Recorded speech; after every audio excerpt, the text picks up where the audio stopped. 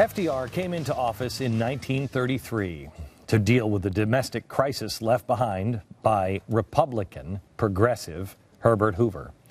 Hoover was the George W. Bush of the era. FDR was the candidate of change. He was their Barack Obama.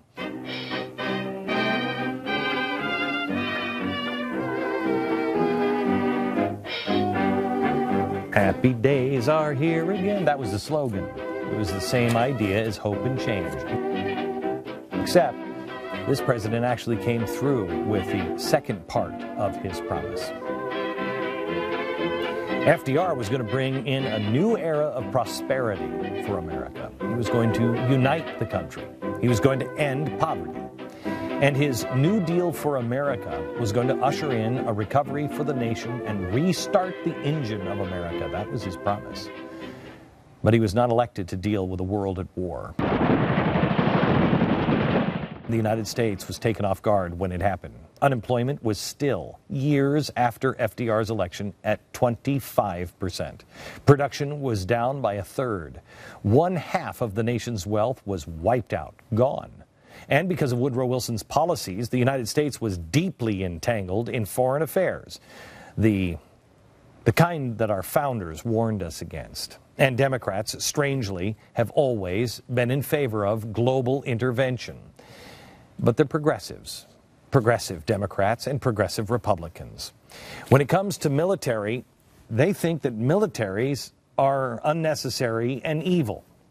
So Roosevelt goes on and criminalizes companies like DuPont and General Electric, General Motors, Colt Arms, and Boeing. He calls them merchants of death. He blames the war overseas on them and not the progressives for putting the United States into the war in the first place. Companies like DuPont had been supplying America's armed forces with gunpowder since the American Revolution. And FDR comes in and guts their budget to 2% of the national budget. Our national defense is dead. Under FDR, our military shrank. It shrinks to 18th, the 18th largest military in the world. That was just ahead of Holland. And on the eve of war in Europe, FDR tests our army to see what they're made of. Well, he found out they looked like a bunch of girls with BB guns. They actually ran around with broomsticks with no direction, frequently bumping into each other and getting lost. So when the White House learns that Hitler has just invaded Poland on September 1st, 1939, Roosevelt literally said, quote, "God help us all." Things get much, much worse then in Europe. And finally, Roosevelt realizes we have to do something. It's time to act. And the defense spending tops $1 billion for the first time since 1918. But this was nothing in comparison to his domestic spending. During his first 100 days alone, FDR spent $3.3 billion on one stimulus bill. Any of this sounding familiar? Unions form for the very first time under him, and czars are appointed for the first time in history. They only answer to FDR. His main goal, spread the wealth. He says people are looking to us for guidance and an equitable opportunity to share the distribution of national wealth. This is more than a political campaign. It's a call to arms.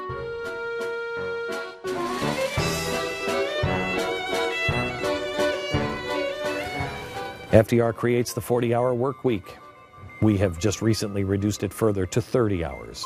Minimum wage, workers' compensation, unemployment benefits, the National Recovery Administration, which John Garrity, the man who wrote it, admits is based on the economic experiments of Nazi German and fascist Italy without establishing totalitarian dictatorship.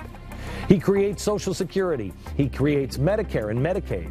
He suspends the gold standard through executive order. He mandates everyone with gold exchange it for the fixed price of the U.S. dollar. He then imposes new taxes. He jacks up everyone's existing taxes. And finally creates the Security and Exchange Commission, which regulates Wall Street and everything else. Joseph Kennedy is now in charge. Meanwhile, his Treasury Secretary is furious. He's worried because the U.S. is reaching its debt limit. So he begs Roosevelt, stop the spending or we're in real trouble. People are losing their money. For every single dollar they deposit, they get back 85 cents. The government spending increases from 8% to gross national product 10%. He tries to end the cutthroat competition by forcing industries to follow brand new regulations for their own good. He imposes price restrictions and restrictions on production. And because of these measures, the economy sees a short rebound, just in time for him to get reelected in 1936.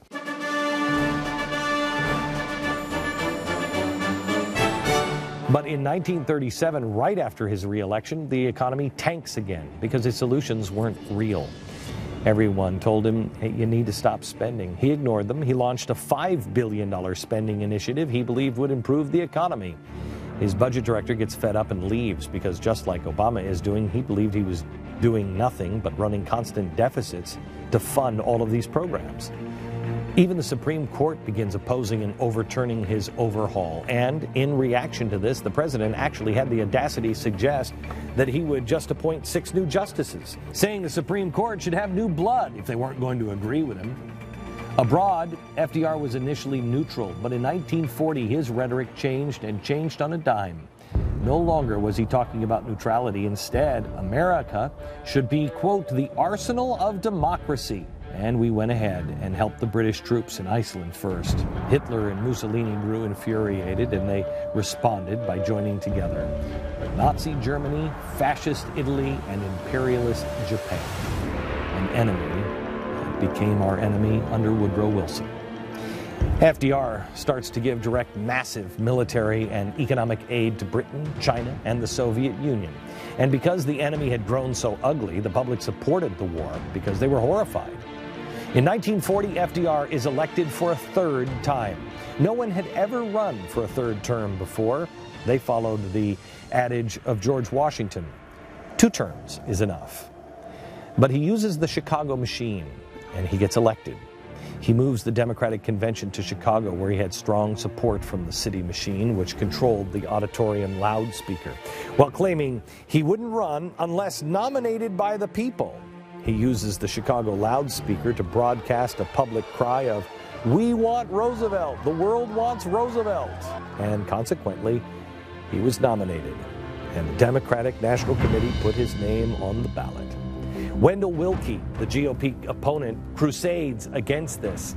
He begins to accuse him of being a war hawk and crusades against his failure to end the Depression. Willkie was their Rand Paul or their Ted Cruz. He really wasn't about parties. He was about limited government and economic prosperity.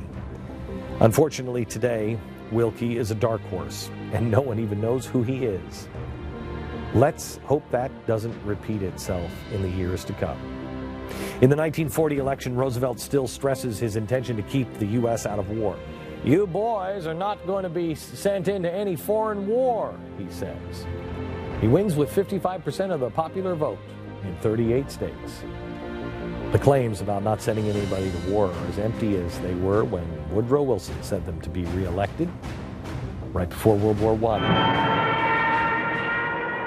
His 3rd term, it was dominated by World War II.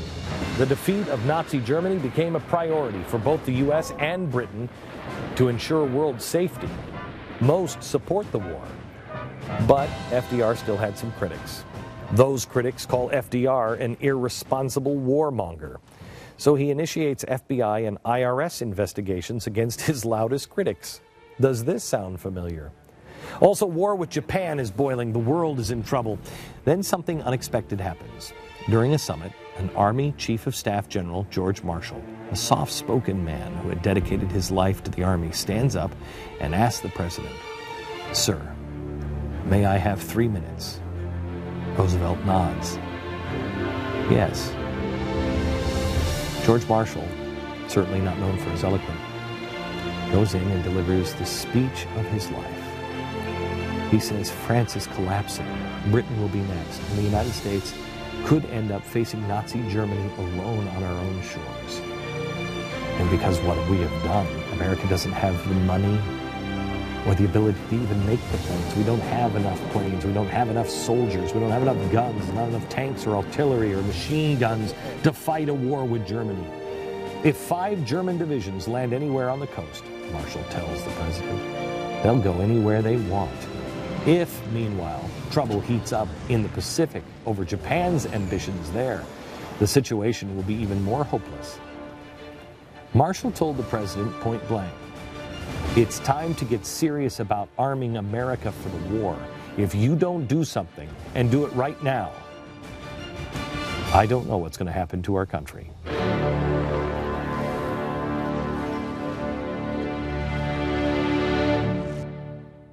The answer FDR found was American industry and the American ingenuity, the American engine, literally the American engine. Bill Knudsen of General Motors, he was chosen to coordinate it. Knudsen would play a critical role in saving virtually everything there was to save. Big Bill, as they called him, believed that hard work was the best way to spend time, and with that attitude, he rose to prominence in Ford Motors, assisting Henry Ford himself with the assembly line. It's actually Knudsen who creates it. Oh, and after GM snatched him up and put him in charge of the Chevy division, the Chevy was on the verge of extinction, and Big Bill helped it regain financial stability and became the best-selling car in the country, and he would become the head of GM. But he was the man to save the country. His family actually told him, "Bill, how can you do this? FDR has demonized you. You can't go to work for that guy. He doesn't stand for anything you stand for." He took a plane and went to the Oval Office and met with FDR. He said, I'm here to serve the country. And I'm here to serve for $1 a year. Well, it was under Big Bill's guidance the American industry reached a production capability that surprised even the president and every American. It was the American assembly line and the decentralization of our system that did it.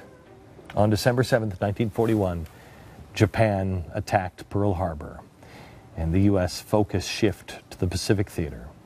Meanwhile, under Big Bill, we had perfected the B-24 bomber and other war machines and all of their glitches, and it played a vital role in defeating our threats in the Atlantic. It also spurred on economic growth and brought employment down to 1 million people. Ultimately, we outproduced the Axis power in numbers that were previously thought impossible, and we surpassed them in quality, the Germans. This was only possible at the very last hour because government got out of private life and industry and deferred to the individual. In 1944, we won the war and our economy was back on track because of the creativity, the hard work, and knowledge that comes with private enterprise. Our victory in World War II shows that even in the darkest of times, miracles in this country are still possible. But many times it is the people of this country that is the miracle, and certainly not the government. That year, we ignited the beacon of freedom around the world, not because we went into every country and demanded it of them, but because we had led by example.